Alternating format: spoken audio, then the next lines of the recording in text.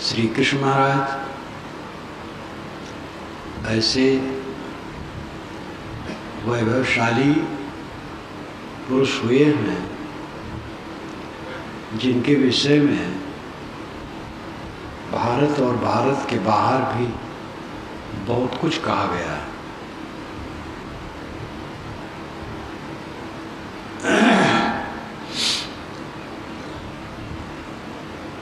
रघुवंश से यदुवंश निकला है, ये पुराणों के अनुसार जाना जाता है। वेदों में तो ये पता नहीं चलता है। वेदों में, ऋग्वेद में श्री कृष्ण के विषय में साफ चर्चा है। शरणाचार्य भी वैसा भाष्य करते हैं। ऋग्वेद में 10 मंडल हैं और 8वें मंडल के 96वें सूक्त में 3 मंत्रों में उनके विषय में वर्णन है।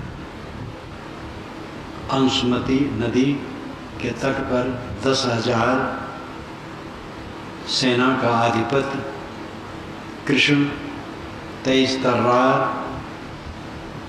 चीत्कार करने वाला, सूर्य के समान अवस्थान प्रस्थान करने वाला, इंद्र ने पता लगाया, उसे परास्त किया, ऐसा वेद में आता है। वेद के अनुसार इंद्र ने श्री कृष्ण को परास्त किया। पुराणों के अनुसार इंद्र का तो जलवा बहुत जरूर था, लेकिन कृष्ण से परास्त हुआ, ये बात आती है। शरणाचार्य ने वैसा भाष्य किया, वैसा माना है। पीछे के भी विद्वान इस बात को मानते हैं। सर राधा कृष्णन ने भी इसको स्वीकारा है। अंशुमती यमुना नदी है। अंश नाम के राजा थे यादवों में, शायद उन्हीं के नाम से अंशुमती नाम हो गया। तो यदुवंश रघुवंश से निकला है। वाल्मीकि रामायण के उत्तरकांड में आता है, राजा जजाति की पत्नी देवयानी से यदु हुए और यदु ही जा करके मथुरा के तरफ बसाए। हरिवंश पुराण के अनुसार हरजस और मधुमती से हुए। मधुमती मधु नामक दैत्य की पुत्री थी। उनका विवाह हरजस रघुवंशी से हुआ था। यजात की भी पत्नी एक शर्मिष्ठा थी जो विश्वरवा दैत्य की पुत्री थी। यजात की राजधानी ये झूसी में रही, जो गंगा पार है पूरब तरफ। जब आप बनारस जाएंगे तो जब गाड़ी गंगा पार करेगी, जो कस्बा है झूसी, उसको प्रतिष्ठानपुर कहा जाता था पहले। काशी नरेश प्रतिष्ठानपुर में रहता था और प्रतिष्ठानपुर ही राजधानी रहती थी। काशी इत्यादि सब इसी प्रतिष्ठानपुर में था। राजा जजात की पत्नी देवयानी से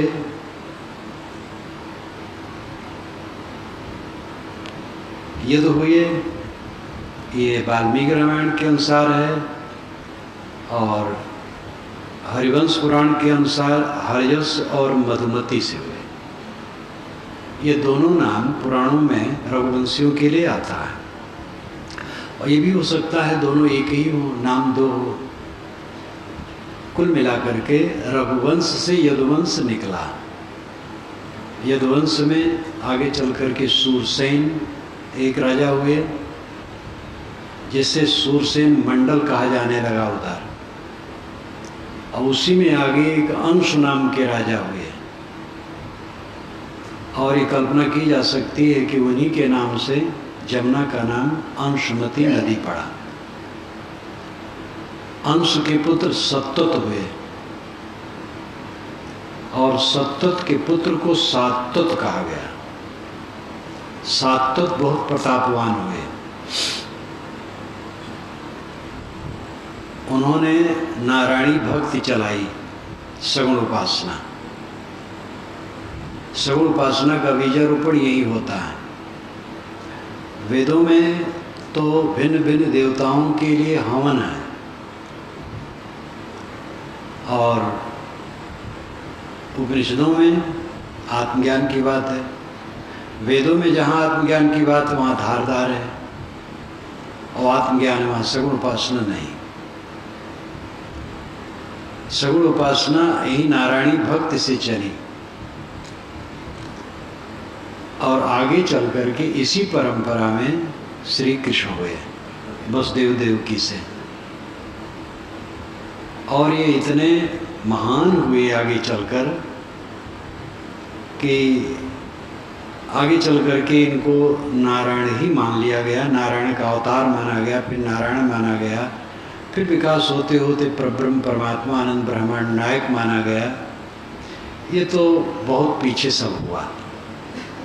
किसी महापुरुष के जीवन में सब उसी समय नहीं हो जाता, पीछे पीछे भक्ति भावना बढ़ते बढ़ते सब हो जाता है। तो श्री कृष्ण महाराज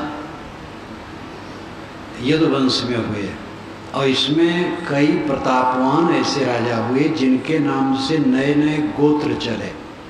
यदु, मधु, विष्णु, कुकुर, भोज अनेक हुए। इसीलिए श्री कृष्ण को वार्ष्णेय कहते हैं, क्योंकि विष्णुवंशी थे और मधुवंशी, मधु नाम के राजा थे, इसलिए माधव कहते हैं। यदु तो मूल है ही है, इसलिए यादव कहते हैं। अनेक महापुरुष हुए प्रतापवान, उनके नाम से अलग अलग गोत्र चले। लेकिन ज़्यादा वर्चस्व अंधक और विश्ववंश का था। अंधक और विश्ववंशी ये दो का ज़्यादा था, और बाकी उसी में अंतर्भुक्त थे। तो इस प्रकार ये प्रवाह यदुवंशियों का चला। उसमें श्री कृष्ण ऐसे हुए जो सबसे ऊपर हुए। वह खुले दिल के थे। राम और कृष्ण में यही फर्क है।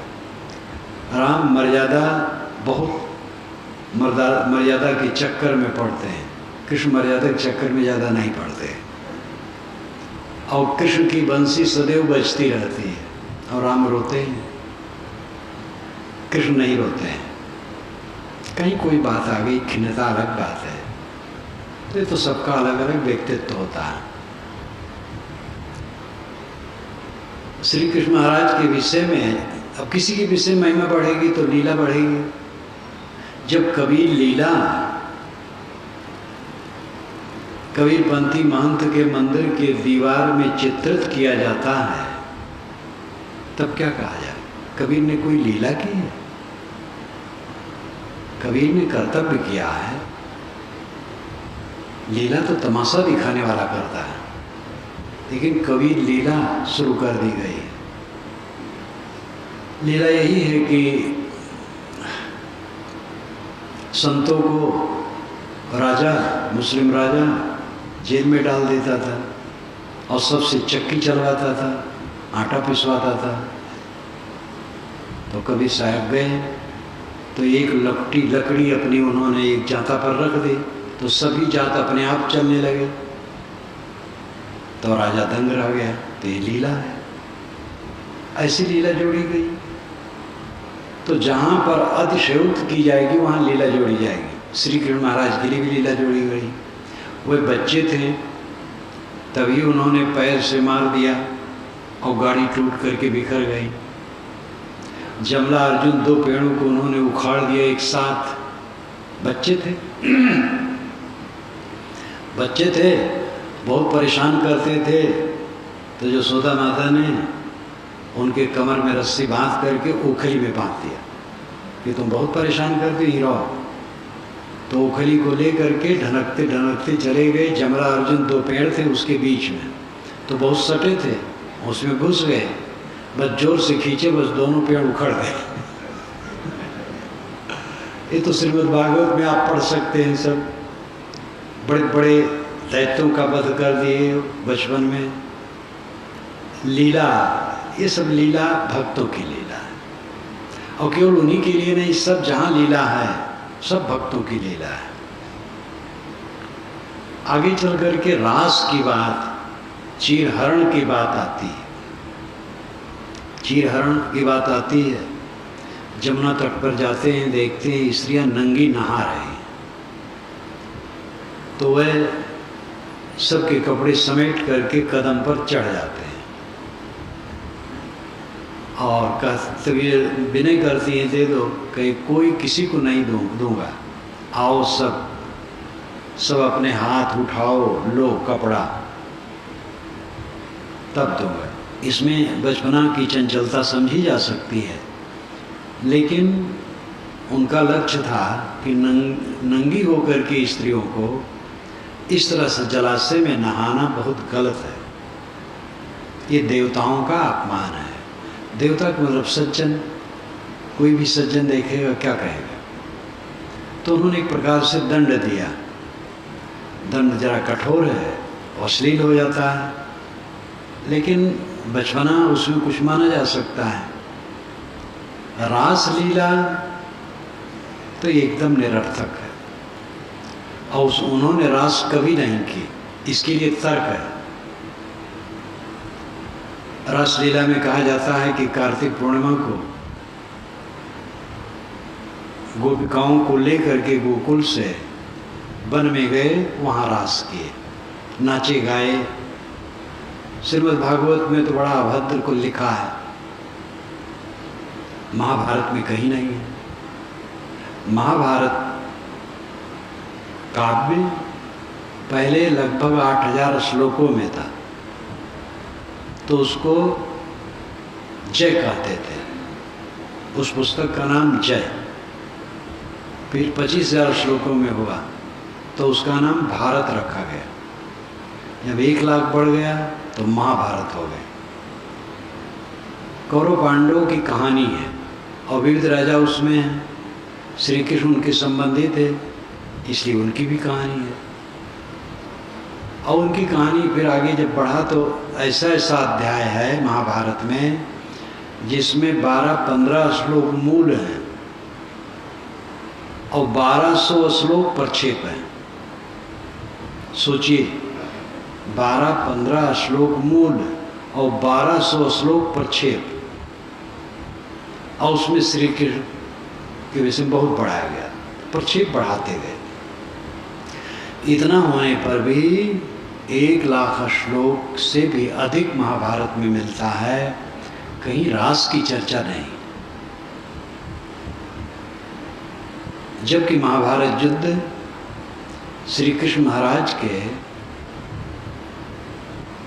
बुढ़ापा में हुआ, 85 वर्ष की जब उनकी उम्र थी, उसके बाद ये सब हुआ महाभारत युद्ध। तो रासलीला का वर्णन 10 वर्ष की उम्र में मानते हैं। 10 वर्ष की उम्र में उन्होंने रास की। हरिवंश पुराण में 21 श्लोकों में इसकी चर्चा आई है। उसके पश्चात श्रीमद् भागवत में 174 श्लोकों में बहुत विस्तार से और अभद्र है। फिर आगे पुराणों में और बढ़ा। गर्ग संहिता में तो बहुत कर डाला गया। 10 वर्ष का बच्चा ऐसा कुछ नहीं कर सकता है जैसा कि रासलीला वर्णन है। और इस चीज़ को जब मैंने लिखा तो कितने विद्वान कहे कि इस पर तो हम लोगों का ध्यान ही आज तक नहीं गया था, और हम लोग कहते रहे। जब राजसूय यज्ञ हुआ है युधिष्ठिर का, तो उस समय कौरव पांडव एक साथ थे, तो यज्ञ में काम का बंटवारा हुआ। तो उसमें दुर्योधन जो युधिष्ठिर के सामने धन चढ़ता था, बहुत से राजे महाराजे प्रजा धन लाती थी, चढ़ाते थे, तो उसको दुर्योधन वहाँ से उठवा करके कोष में रखवाते थे। ये उनका काम था। श्री कृष्ण ने सभी महापुरुषों के पैर धोने का अपना काम लिया था। कोई बड़ा काम होता है तो काम का बंटवारा होता है। तो जब शुरू हुआ यज्ञ तो अग्र पूजा किसकी हो, पहले किसकी पूजा की जाए? भीष्म पितामह ने कहा श्री कृष्ण की जाए और उनकी पूजा शुरू हो गई। फिर तो शिशुपाल उबल पड़ा।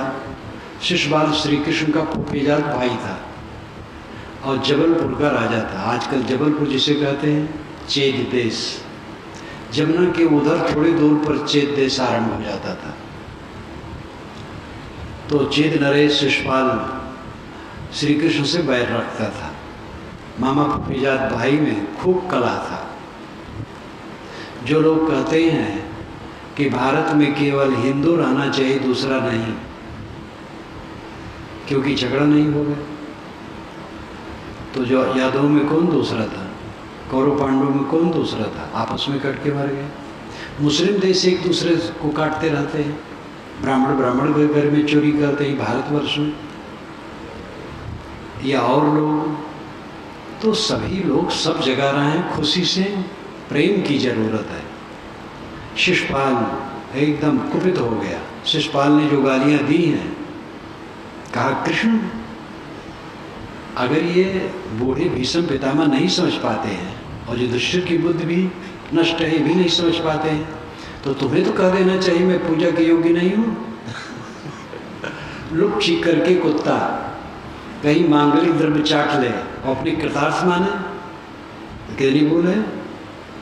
तैसे तुम्हारी पूजा होने लगी, तुम बहुत खुश हो गए। इसी पर उसने जो गालियां दी है, कहता गया, लेकिन कहीं नहीं कहा है कि तू पराई स्त्रियों को लेके नाचता रहा, कहीं नहीं। अगर ये बात होती तो कहीं भी न छोड़ता नहीं। जबकि 10 वर्ष की उम्र में रास बताई जाती है और ये घटना घटी है उनकी 85 वर्ष की उम्र में। तो रासलीला अपने आप काल्पनिक है, उन्होंने रास नहीं की। यद्दाचर श्रेष्ठ तत्व देव तरोजना, गीता में श्री कृष्ण महाराज कहते हैं कि जैसे जैसे बड़े लोग करते हैं वैसे वैसे छोटे लोग अनुगमन करते हैं।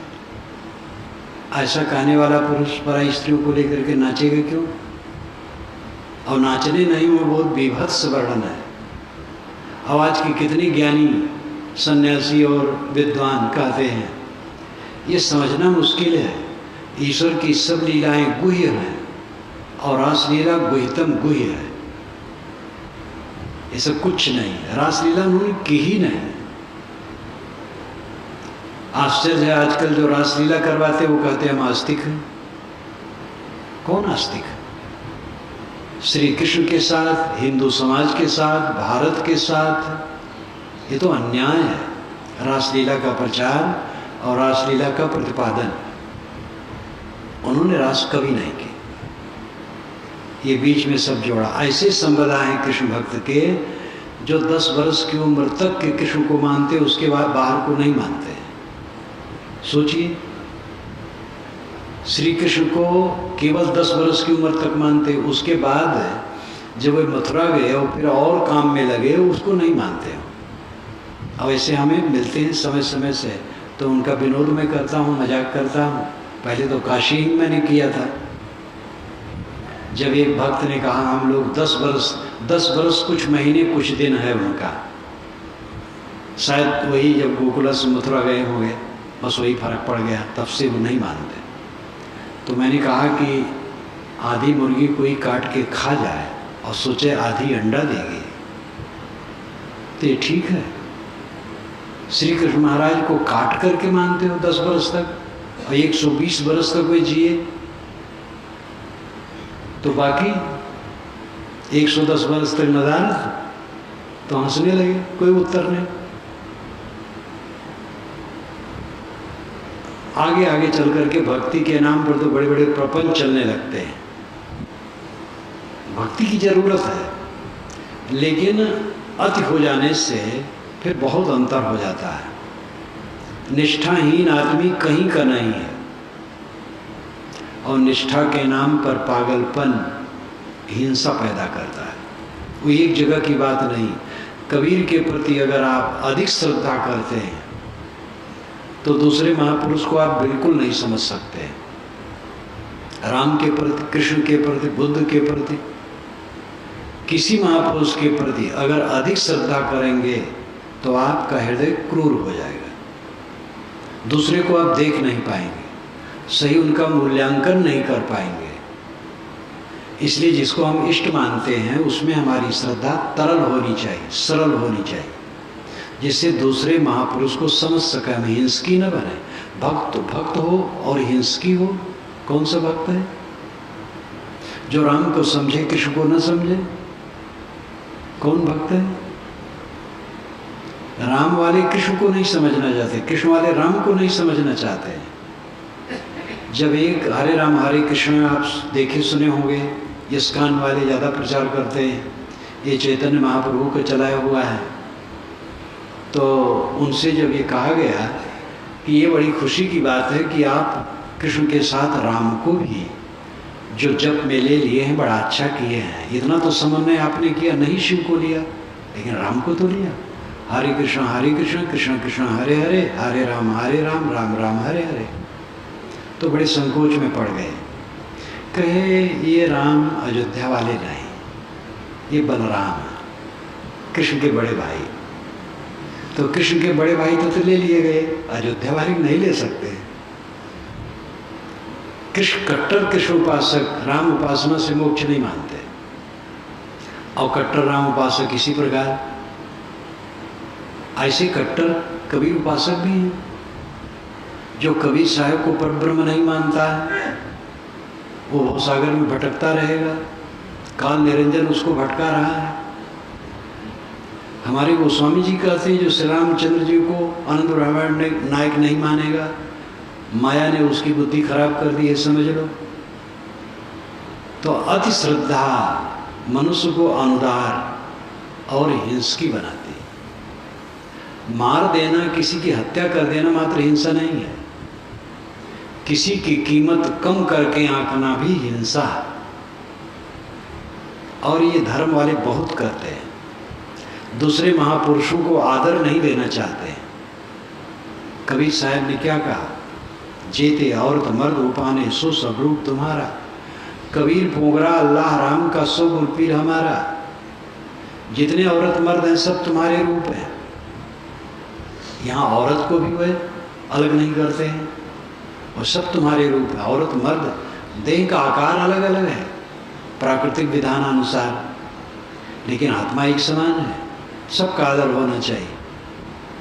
कबीर पोगरा अल्लाह राम का सो गुरु पीर हमारा। साहब कहते अल्लाह और राम का जो पोगरा हो हमारा गुरु पीर है। अल्लाह का पोगरा नूर, बालक, मूसा, ईसा, मोहम्मद, दाऊद, और राम का पोगरा यानी ईश्वर का, भारतीय परंपरा की ईश्वर का पोगरा बालक, अवतार, राम, कृष्ण, विष्णु, शिव इत्यादि। साहब कहते सो गुरु पीर हमारे, सो हमारे गुरु पीर हैं। कितना उदार विचार है।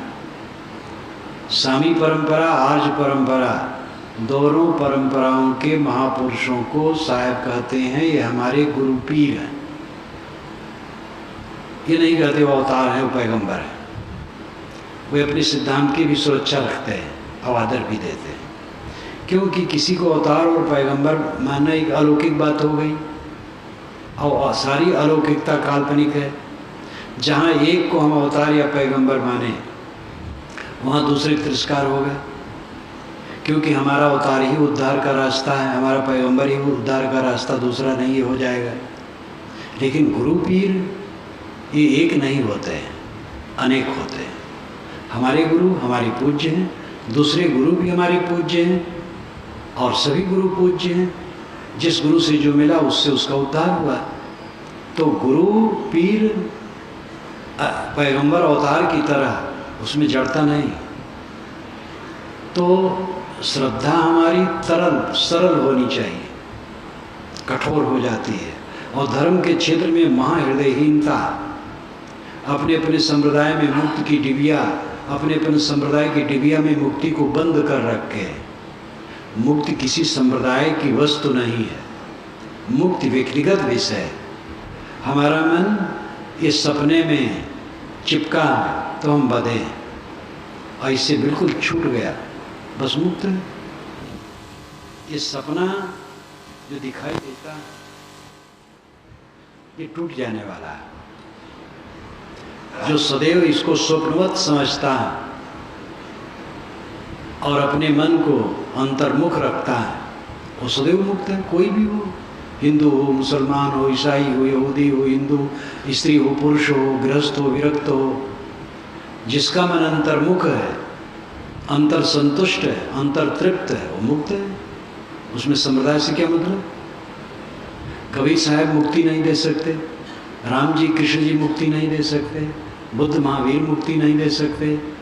वो तो सब महापुरुष अपना अपना रास्ता चले, उसमें कोई विरक्त है, कोई गृहस्थ है, किसी को कोई आदर्श लेने योग्य है, किसी कोई आदर्श लेने योग्य है।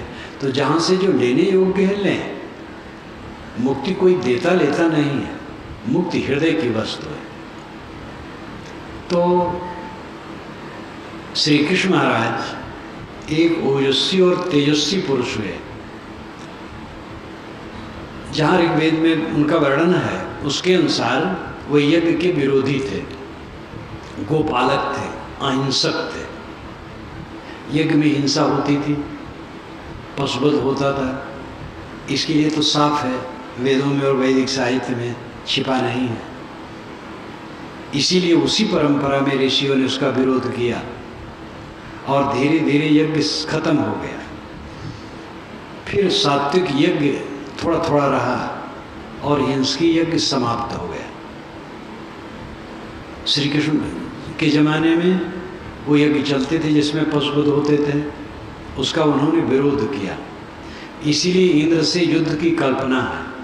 वैसे इंद्र कोई व्यक्ति नहीं है, इंद्र प्राकृतिक शक्ति है। और किंतु वेद में काव्य ऐसा है कि वो उस इंद्र का व्यक्तिकरण हो गया है, मालूम तो कोई व्यक्ति है, वो व्यक्ति नहीं है।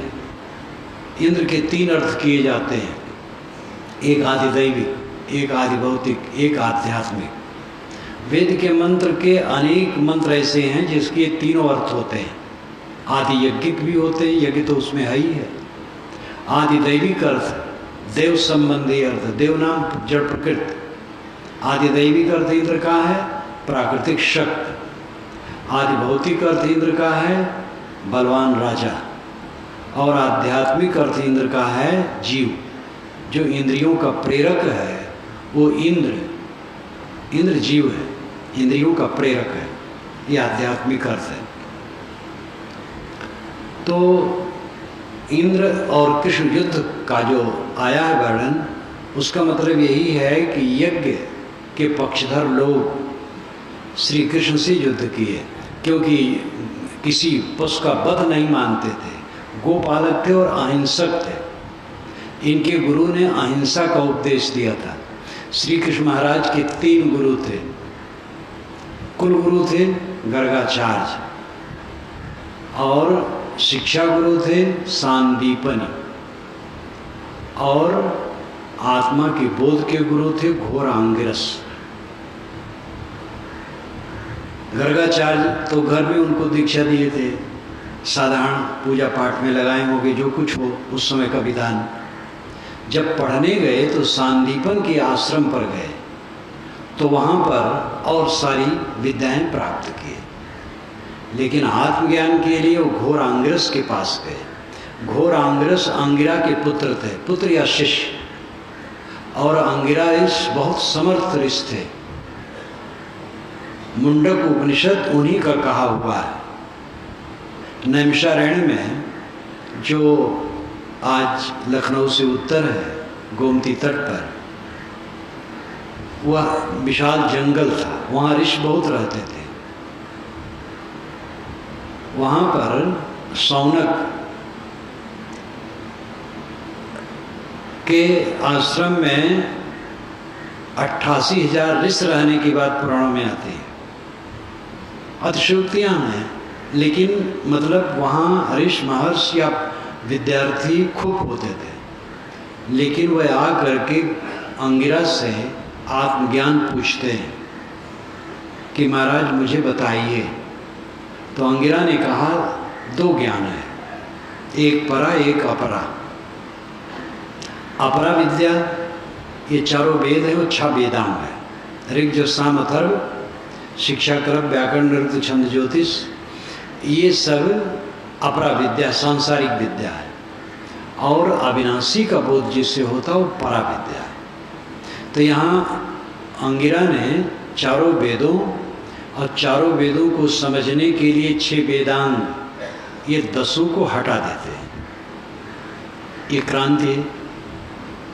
आत्मज्ञान की बात करते हैं, गुरु आत्मा का बोध देता है, उसको ग्रहण करो। और फिर उसके आगे जो उन्होंने झरझराया है मुंडक उपनिषद में, यज्ञ करने वालों को धिक्कारा है और ज्ञान के लिए प्रतिपादन किया है, वो पढ़ने योग्य है। उपनिषद सौरभ में ये सब बताया गया है। तो महान तार्किक चिंतक आत्मज्ञान परायण अंगिरा ऋषि थे। उनकी वाणी तो देखो जैसे कबीरी वाणी है।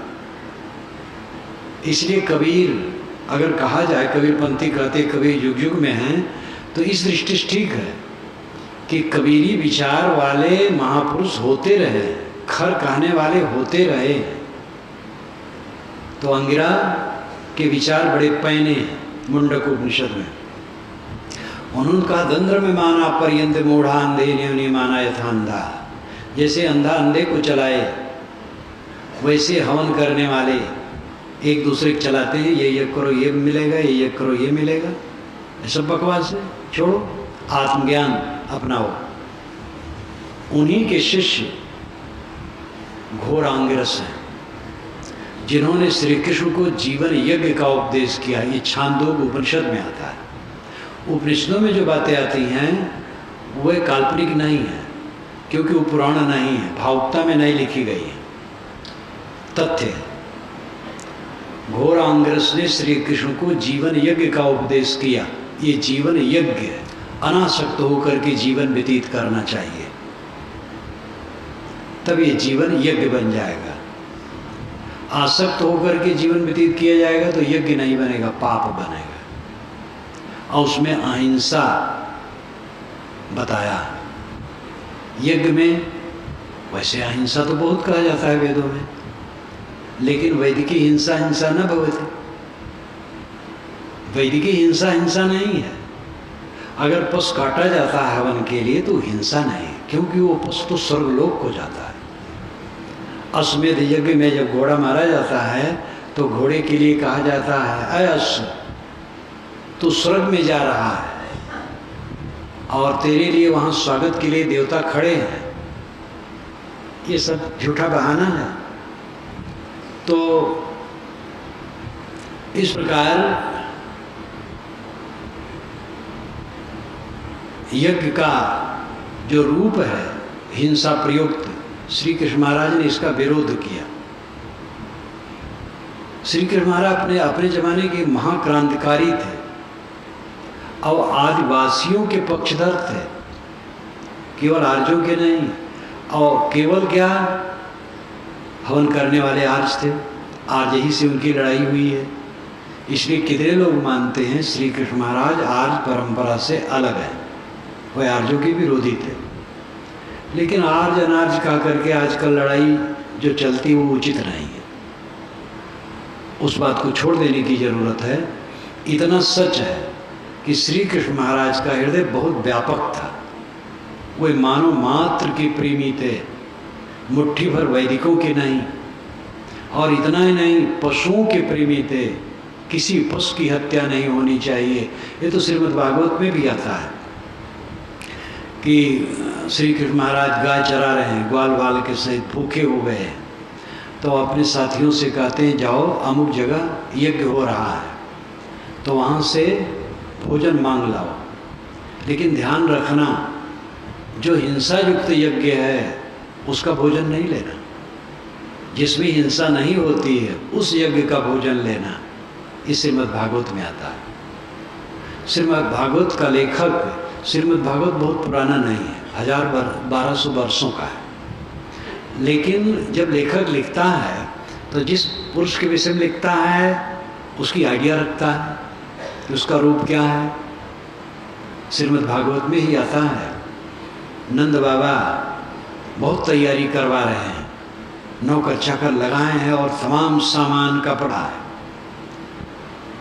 कृष्ण महाराज बच्चे हैं, कहते बाबा ये सब इतनी तैयारी किस लिए हो रही है?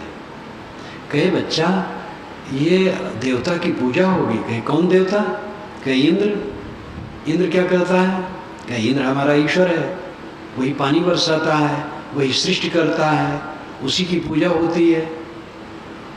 कृष्ण के मुख से कहलवाया गया है, पिताजी सृष्टि तो नर नारी से होती है, कौन ईश्वर सृष्टि करता है? मैं तो देखता हूँ नर नारी से सृष्टि होती है, और पानी प्रकृति के रजोगुण से बरसता है। इंद्र कौन होता है पानी बरसाने वाला? ये सब बिना जाने समझे कितने लोग ऐसे वाहियात कर्म करते रहते हैं, ये सब आप छोड़िए। और हम लोग गांव के आदमी हैं, गाय चराते हैं, पर्वत पर रहते हैं, जमीन पर रहते हैं, पर्वत की पूजा कीजिए, जमीन की पूजा कीजिए, घास इकट्ठा कीजिए, गायों को दीजिए, और जो आप सामान इकट्ठा किए हैं इसका पकवान बने, ग्वाल बाल सब खाएं, मनुष्य खाएं। इंद्र की पूजा क्या जरूरत है? उन्होंने एकदम झाड़ा है। इतना प्रसंग बढ़िया बढ़िया है, लागू मालूम होता है जैसे कोई पार्की कर रहा है। ईश्वर क्या सृष्टि करता है? स्त्री पुरुष के संयोग से सृष्टि प्रत्यक्ष देखी जाती है। कौन होता है इंद्र, कौन होता है ईश्वर? ये सब बात श्रीमद् भागवत में भी श्री कृष्ण के मुख से कहलवाई है। क्यों? क्योंकि वेद में ऐसा स्वर है। भागवत का लेखक भी वेद को जानता था। ये अलग बात है कि वेद के खास ज्ञान से उसको बहुत मतलब नहीं था और कुछ उद्देश्य था। ये भी सच है कि भागवत में वेद के ज्ञान भी हैं, हीरे मोती भी हैं, अछूता नहीं है। इसलिए किसी साहित्य को ये कह देना गलत है या आंख मूंद करके सब मानना ये उचित नहीं है। कबीर साहब की साखी तो आप जानते हैं, उन्होंने कहा है साधु ऐसा चाहिए जैसा शुभ सुभाए, सार सार को कह रहे थोथा देवड़ा है। वेद के ऋषि भी कहे, वो चलनी कहे, सत्य में उक्ति तो ना पुनंतो यत्र धीरा मनसा वाचम कृत अत्रा सखाया सख्या न जानते भद्रेशाम लक्ष्मीर नेतादिवाच। जैसे चलनी से सत्तू छाना जाता है वैसे विवेक से वाणी को छानो, और ऐसा जहाँ छान है वहीं कल्याणकारी लक्ष्मी निवास करती है, वहीं मित्र मित्रता के वेद को जानते हैं। तो इस प्रकार वेद और बीजक और कबीर वाणी ये सब निर्णय के लिए बताते हैं कि निर्णय करके मानो, आँख मूंद के न मानो। परंपरा इतनी लंबी होती है, उसमें तमाम चीज़ें इकट्ठी हो जाती है, इसलिए नीर चीर के विवेक की जरूरत होती है हर परंपरा में। तो जो वेद है, ऋग्वेद में श्री कृष्ण की चर्चा है और छांदोग्य उपनिषद में उनकी चर्चा है, उसको देखते हुए गीताकार ने भी ध्यान रखा है, वैसा लिखा है, और भागवतकार ने भी किया है। गीता में देखो दूसरे अध्याय में आता है याम इमाम पुष्पताम वाचम प्रबुधम विपस्सिता वेदवाद रता पार्थनानिदस्तीतिवादिना कामात्मान स्वर्ग पराजरम करम प्रदाम क्रिया विशेष बहुलाम भोगैश्वर्य गतिम भोगैश्चर प्रसक्तानाम तयापित चेतसाम व्यवसात्मिका बुद्धि समाधो न विधीयते त्रैगुण विषया वेदा निस्त्रैगुण भवार्जुन निर्द्वंदो नित्य सत्वस्थो निर्योगक्षेमात्मान यावानर्थोत्पाने सर्वतः संपलतोदके तावान सर्वेश वेदेश ब्राह्मणस विजानता। एक साथ भरा दिया गया है। श्री कृष्ण महाराज कहते हैं याम इमाम पुष्पिताम वाचम, याम इमाम पुष्पिताम वाचम प्रवदन्ति अविपश्चिता। यह जो दिखाओ पुष्पित वचन, दिखाओ शोभायुक्त वाणी, अविवेकी लोग कहते रहते हैं, ये यज्ञ करो तो पुत्र मिलेगा, ये यज्ञ करो तो स्वर्ग मिलेगा, ये यज्ञ करो तो धन मिलेगा। ये अविवेकी लोग कहते हैं और दिखाओ स्वभावयुक्त वाणी है। ये धन चूसने का रास्ता और कुछ नहीं। ये पुरोहित लोग धन चूसने का रास्ता अपनाएं और कुछ नहीं। आप कितनी खर वाणी है। या इमाम पुष्पिताम वाचम प्रवदन विपस्सिता। वेदवाद रता पार्थ, आय पार्थ, जो वेदवाद में रत है, वेद वेद चिल्लाते रहते हैं, वेद में लिखा है, वेद में लिखा है, ये करोगे तो ये स्वर्ग मिलेगा। नान्त स्थितवादिना ना अन्यत अस्तित वादिना। ये वादी लोग कहते ना अन्यत अस्तित, और कुछ नहीं। जो वेद में लिखा है हवन करने की बात, बस वही करना चाहिए और कुछ नहीं। ज्ञान वैराग भक्ति ये सब छोड़ो, केवल कर्म कांड से सब काम हो जाएगा। तो इस प्रकार यम इमाम पुष्पदाम वाचम प्रवदन्ति विपस्सिता वेदवाद था पार्थ नानद स्थित वादिना कामात्मान स्वर्ग पराजरम करम प्रदाम। जो सकामी लोग हैं वह भोगेश्वर प्रसक्ता नाम, वह भोग और ऐश्वर्य में आसक्त है, इसलिए क्रिया विशेष बहुलाम, वह बहुल क्रिया वाला यज्ञ विधान नादे रहते हैं और वह विषयासक्त है, विषयों में डूबे हैं, भटकाए गए हैं।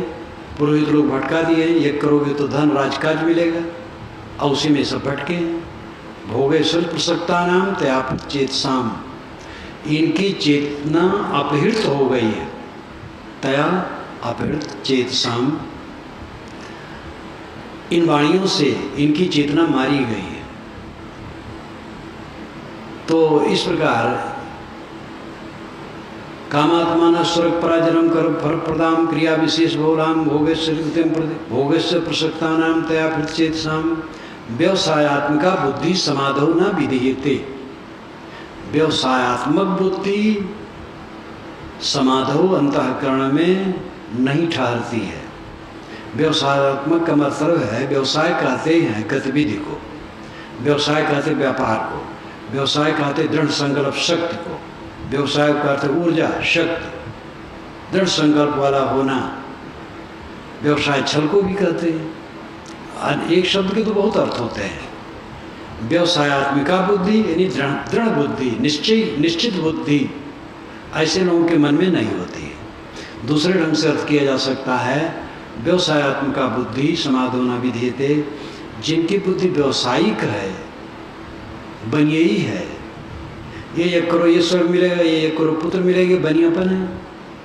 समाधोना विधीयते, उनकी बुद्धि समाधि में नहीं बैठ सकती है, क्योंकि जो दुनियादारी चीज चाहते हैं उनको शांति कब मिलेगी। व्यवसायत्मिका बुद्धि समाधोना विधीयते। त्रैगुण विषया वेदा निस्त्रैगुण अर्जुन।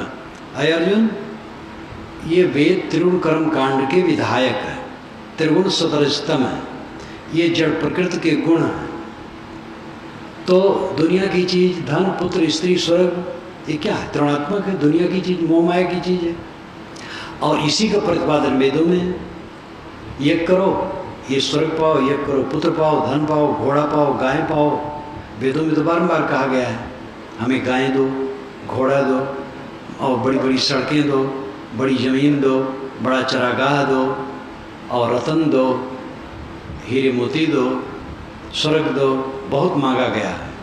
ऋषि लोग हट करके मांगते हैं, विनय से मांगते हैं, खींच करके मांगते हैं, उलाहना दे करके मांगते हैं, दुनियादारी चीज़ें मांगते हैं। वेद में कहीं कहीं बात आत्मज्ञान की भी है, कहीं कहीं है, और जहाँ है तहाँ बहुत धारदार है। ये भी उसकी विशेषता है। लेकिन जिसकी बहुलता है उस प्रकार है। वेदवाद तथा पार्थ है, पार्थ जो वेदवाद में रत है वह उनकी बुद्धि स्थिर नहीं है। तो त्रैगुण विषया वेदा निस्त्रिगुण भव अर्जुन। अय अर्जुन, तुम तीनों गुणों से रहित हो जाओ, ये वेद कर्म कांड को छोड़ दो। तब क्या करो?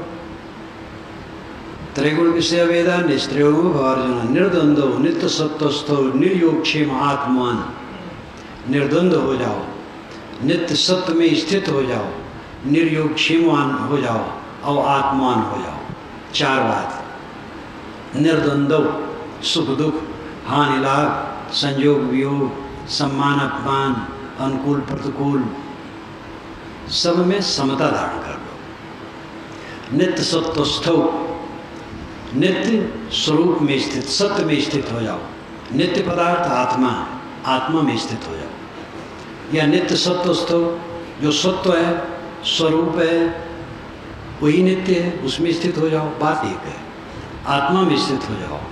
निर्योग क्षेम, योग कहते हैं जो प्राप्त नहीं है उसकी कामना करना, और क्षेम कहते हैं जो प्राप्त है उसकी रक्षा चाहना। तो निर्योग क्षेमान हो जाओ, निर्योग क्षेम हो जाओ। न पाने की इच्छा रखो, न रक्षा की इच्छा रखो। दुनिया से निष्काम हो जाओ, आत्मान, आत्मान बन जाओ, आत्मतृप्त हो जाओ, आत्मसंतुष्ट हो जाओ। यावन अर्थ उत्पाने सर्वतः संबल तोदके तावान सर्वेश वेदेश ब्राह्मणस बीजानता। यावन अर्थ उत्पाने,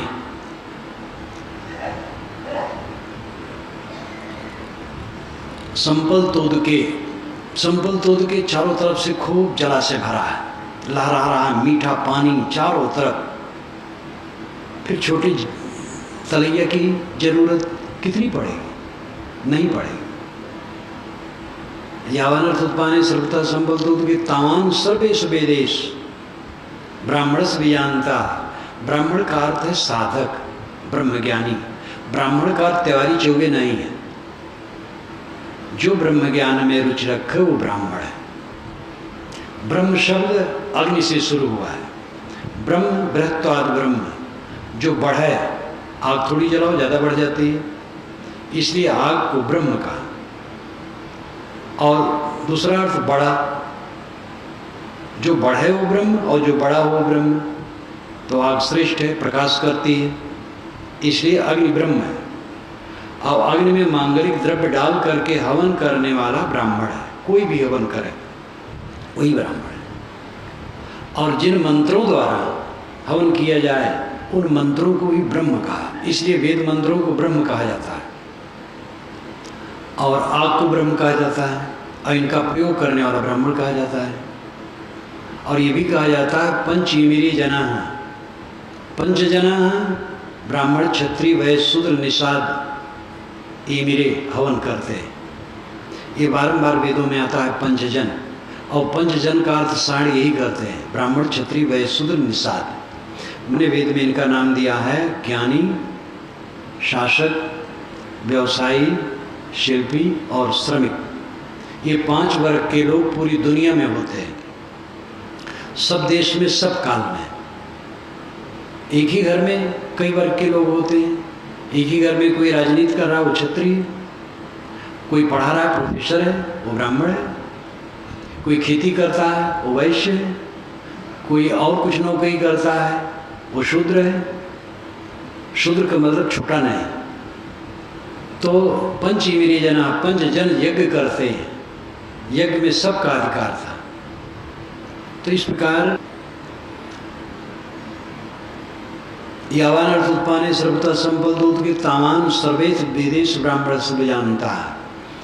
जैसे सर्वत स्वच्छ जलाशय प्राप्त होने पर छोटी तलैया की जरूरत नहीं है, उसी प्रकार साधक भी जानता है, जो आत्मा को समझ लिया उसको वेदों की आवश्यकता नहीं।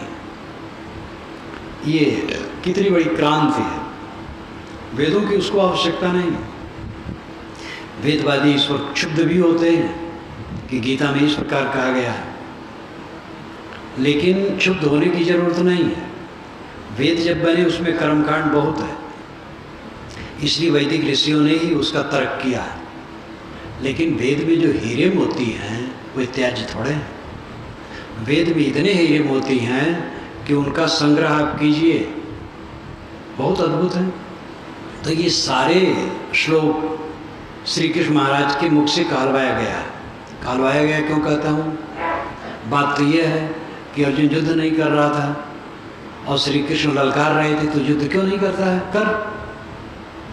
तो उसी में सब 18 अध्याय कह डाले, 700 श्लोक। तो क्या श्लोक बना बना करके श्री कृष्ण महाराज कहते थे?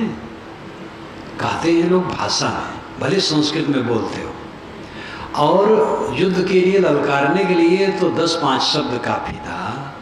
ये 18 अध्याय 700 श्लोक कहने की जरूरत नहीं थी। और ये प्रसंग तो बिल्कुल उसके अनुपयुक्त है कि निर्द्वंद हो जाओ, नित्य सत्य में स्थित हो जाओ, योगक्षेम की चिंता छोड़ दो, आत्मान बन जाओ। जब आत्मान बन जाए तो धन्ना कैसे उठाएगा? ये तो मैंने गीता सार की भूमिका में सब लिखा है। ये लेखक ने गीता को बनाया तो महाभारत में रखा, तो उसको प्रसंग के अनुकूल बनाने के लिए ये जोड़ा कि अर्जुन युद्ध नहीं कर रहा था तो कृष्ण ने ललकारा। ये प्रसंगानुकूल बनाने के लिए जोड़ा। गीता बनी है ईसा के 400 वर्ष पूर्व से ईसा के 500-600 वर्ष बाद तक। इसके लिए मैंने सब प्रमाण दिया है श्री कृष्ण और गीता पुस्तक में। ब्रह्म सूत्र में ऐसे मतों का खंडन है जिसका उदय ईसा के 200 वर्ष बाद हुआ है। बुद्ध मत की इसी शाखाएं हैं जो ईसा के 200 वर्ष बाद उदय हुई है, और उसका खंडन ब्रह्म सूत्र में है। और ब्रह्म सूत्र का उदाहरण गीता में है। गीता में आया है कि ब्रह्म सूत्र ऐसा कहता है, इसका मतलब ब्रह्म सूत्र पहले का है। और ब्रह्म सूत्र में उसका खंडन किया गया है जो ईसा के 200 वर्ष बाद बौद्ध की शाखाएं उदय हुई हैं। तो इस समय प्रचार में समय लगा होगा, छापाखाना भी नहीं था, हस्तलिपि थी, चलते चलते हुआ होगा। तो कम से कम ईसा के 400 वर्ष बाद तक भी गीता में श्लोक बनते रहे। लेकिन गीता का लेखक वेदों का विद्वान था, शास्त्रों का बहुज्ञ था, और समस्त संप्रदायों दर्शनों का वो ज्ञाता था और प्रतिभावान था, साथ साथ कृष्ण भक्त था। उसने गीता लिखी और उनके मुख से कहलवाया, तो ऐसी बातें कहलवाई जो ये सब बातें बिल्कुल उनके पुराने शास्त्रों के अनुकूल है।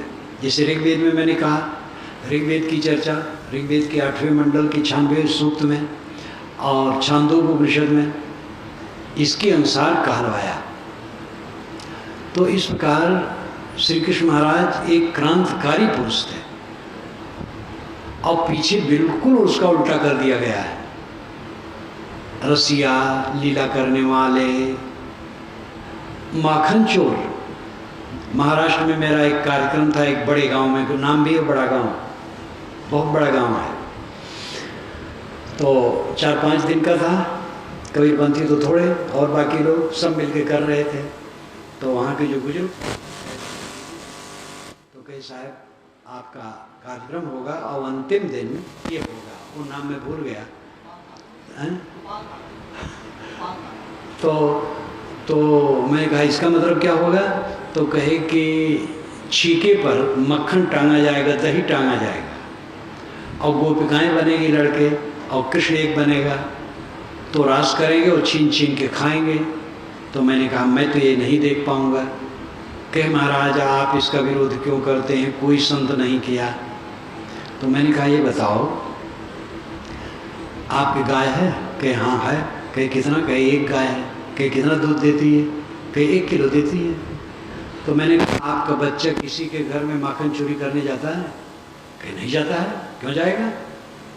तो मैंने कहा नंद बाबा के 10,000 गाय थी, तो कृष्ण महाराज को माखन चोरी करने के लिए दूसरे घर जाना पड़ता था। तो उन्होंने कान पकड़ा, कहा महाराज हम लोग बह रहे, आपने बहुत सही कहा। मैंने कहा ये सब नाटक मत कीजिए, श्री कृष्ण महाराज की जो उच्चता उसको समझिए। वहाँ कृष्ण भक्त काफ़ी है और सब दिन सब समय सुनते रहे। अंतिम में उन लोगों ने कहा कि हम लोग ऐसा आज तक समझे ही नहीं, आज समझ में आ रहा है। तो कृष्ण महाराज क्रांतिकारी थे, मानव मात्र के पक्षधर थे, जात पात के नहीं, वैदिक के पक्षधर नहीं थे, सब के पक्षधर थे। यज्ञ के पक्षधर नहीं, गायों के भी पक्षधर थे, पशुओं के भी पक्षधर थे। लेकिन आगे चल करके उनका रूप बहुत बदल दिया गया। घोर अंग्रस ने जब श्री कृष्ण को उपदेश जीवन यज्ञ का दिया तो उसके साथ उन्होंने अंतिम में कहा अंत वेलायाम तत्रेम प्रतिपद्येत अच्युतमस अच्युतमस प्राण संस्तमस। अय कृष्ण, अंत वेला के लिए मैं तुमको 3 उपदेश करता हूं, अच्युतमस अच्युतमस प्राण संस्तमस। मैं अक्षय हूं, अच्युत, न पतित होने वाला, न विनष्ट होने वाला, प्राण संस्तमस, प्राण से भी तेज और सूक्ष्म। इस बात को तू अंत वेला के लिए याद रखना। हम क्या याद करते हैं? घर द्वार, शरीर, मान, बड़ाई, बाल बच्चे, पद प्रतिष्ठा, मठ मंदिर। गृहस्थ लोग अपनी गृहस्थी, साधु लोग अपना मठ मंदिर, यही याद करते रहें तो दोनों मर करके भटकेंगे। ये सब याद करने की चीज नहीं है, ये सब सेवा की चीज है। याद करो अच्युतमस अच्युतमस प्राण संस्तमस। मैं अच्युत हूं, अक्षय हूं, प्राण से भी सूक्ष्म हूं। आत्मा का अनुस्मरण करो। घोरांग्रस ने उपदेश दिया था, श्री कृष्ण महाराज ने वही किया। पूरे यदुवंश का विनाश हो गया था। बलराम तो पहले ही शरीर छोड़ दिए थे, अभिमान बहुत बढ़ गया था। श्री कृष्ण महाराज ने, भारत में बड़ा उत्पात था, बड़े बदमाश राजा थे। श्री कृष्ण महाराज ने सबको पीट पीट के ठीक किया। पहले तो अपने मामा कंस को ही मारा। कंस ने अपने पिता उग्रसेन को जेल में डाल करके स्वयं बैठ गया था। उनको मार करके फिर नाना साहब को बैठाया। फिर तो यहाँ से आसाम तक और पूरे भारत, विशाल भारत में बदमाश राजाओं को पीट पीट करके उनके बच्चों को बैठाया। लेकिन इसके साथ पूरा यदुवंशी लड़ाकू हो गया, क्योंकि अपने बाल बच्चों को लड़ना सिखाए। अब सारी लड़ाइयाँ खत्म हुई तो कहाँ लड़े? तो आपस में लड़ने लगे। इसलिए एक कुप्रभाव हुआ। ये भी ध्यान देने योग्य है। आप अपने बच्चों को लड़ाकू मत बनाइए, झूठ फौरे मत सिखाइए, नहीं तो पहले दूसरे के साथ वो करेंगे, फिर आपके साथ करेंगे और बिगाड़ होगा। श्री कृष्ण महाराज को एक व्यवस्था थी और उन्होंने ये सब किया, लेकिन साइड इफेक्ट भयंकर हुआ। उनके बच्चे सब लड़ाकू हो गए। इस पर एक कहानी आती है शांति पर्व में, महाभारत में। गृह कलह से श्री कृष्ण महाराज काफ़ी दुखी थे। 119 वर्ष की उम्र में। यदुवंश बहुत विशाल वंश था। मैंने आपसे कहा है कि कई वंश उसमें थे, लेकिन वृषवंश और अंधक वंश ये 2 प्रसिद्ध थे, अक्रूर और आहूक।